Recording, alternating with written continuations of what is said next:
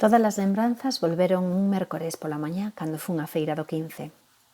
Polo xeral podo escapar do traballo na hora do café para ver as novidades que traen os feirantes. Había un posto acumulado de plantas aromáticas e o cheiro a erva luisa foi o que me trasladou de instantáneo á cociña da avoa. De cando en vez, mamá deixaba ir xantar con ela e pedíalle que me fixera tortilla francesa. Sentaba na cadeira da mesa que estaba pegada á galería dende a cal podía ver a aldea, na mentras ela, co mandil e o trapo no ombreiro, dispuñas a bater os ovos cunha raza excepcional. Sempre pensei que ese era o segredo das súas tortillas gordiñas, que facían unha tixola ennegrecida do tamaño medio, cuxo sabor era doce, aínda que fose para o xantar. A avoa Rosa era unha muller curtida, labrega alta e, contrariamente ao que se poda imaginar, dispuña dunha delicadeza como a do veludo, nunhas mans encalladas e grosas polo traballo.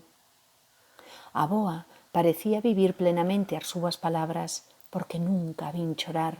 Era unha muller dunha soa peza, chea de valentía e amor. Lembro que era sempre cantaba, non tiña radio. As cancións aprenderas seguramente da súa nai, da avoa e doutras mulleres. Lembro con maior intensidade ficais polo ritmo tristeiro de non tela presente esta en concreto que di. Eu coñezo unha nena que se chamaba Isabel, que non a daban seus pais por ningún interés. A relación coa miña avoa nunca estivo marcada por rutinas.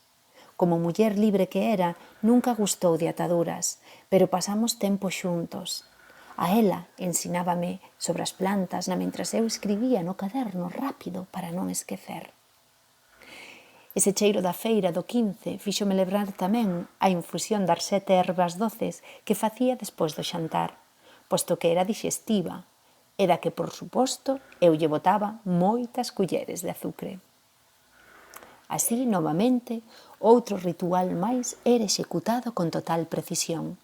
Escollía as ervas que tiña clasificadas en etiquetas en botes, bolsas, latas e periódicos. Collía unha presa e, cando comenzaba a ferver a auga na pota pequena de porcelana, adicada só a este uso, procedía a mergullalas sen remexer e a cociña a recendía. Sempre me gustou ver como as envolvía en papel de periódico despois do secado. Entendía que as plantas tiñan un poder especial ao seu nivel espiritual e co que só ela coñecía na súa xusta medida. Aqueles paquetiños de ervos doce incluían a citronela, que abría o camiño para os bons negocios, a hortelá para o mal de ollo, melloraba o humor e atraía enerxía positiva, a menta especial para o amor, a flor do millo para traer a paz, anís para a boa sorte, tomillo para a boa saúde e a xarxa para a lericia. Estas 7 ervas eran esenciais para atraer a boa sorte, ademais de ser moi saborosas e dixestivas despois dun xantar tan especial.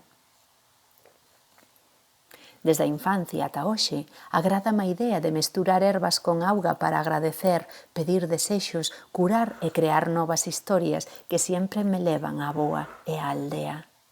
Ficais por iso, miña nai sempre me chamou xaboneira. Lembrar que ás beiras dos camiños sempre hai plantas curadoras cheas de maxia que outras avoas deixaron en herdanza para nós.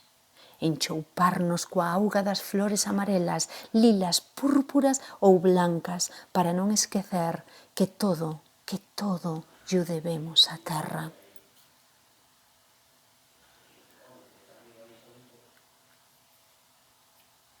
Agradecida ás miñas irmáns Toña e Manoli que axudan a reconstruir as historias da nosa infancia. Unha vez máis en Sobradelo, Xunqueira da Envía.